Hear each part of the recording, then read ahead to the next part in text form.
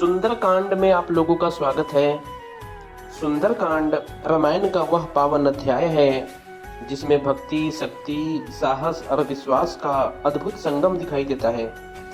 यह वह कांड है जहां हनुमान जी स्वयं कथा के नायक बनते हैं और श्री राम की भक्ति से असंभव को संभव कर दिखाते हैं। लंका में माता सीता का पता लगाने के लिए सामने विशाल समुद्र खड़ा था। सागर इतना विशाल था कि उसका अंत दिखाई नहीं देता था।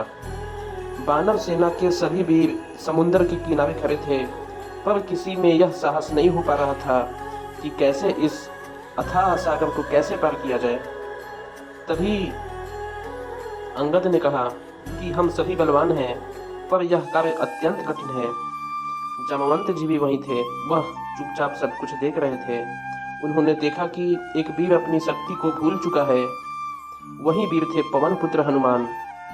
जामवंत जी हनुमान जी के पास जाते हैं और जामवंत जी मधुर आवाज में कहते हैं कि हे हनुमान, क्या तुम्हें अपनी शक्ति याद नहीं? तुम वही हो जिन्हें जन्म से ही अपार बल प्राप्त है। यह सुनते ही हनुमान जी के नेत्रों में तेज चमक उठा।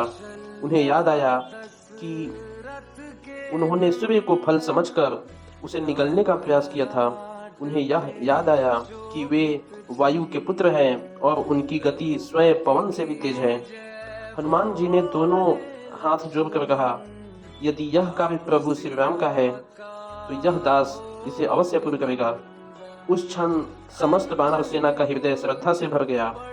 हनुमान जी ने पर्वत के समान अपने शरीर को विशाल किया और समुद्र की ओर देखकर श्री राम का नाम लिया। जय श्री राम। यह नाम लेते ही उनके भीतर अद्भुत शक्ति का संचार हुआ। यहीं से सुंदर कांड की वास्तविक शुरुआत होती है।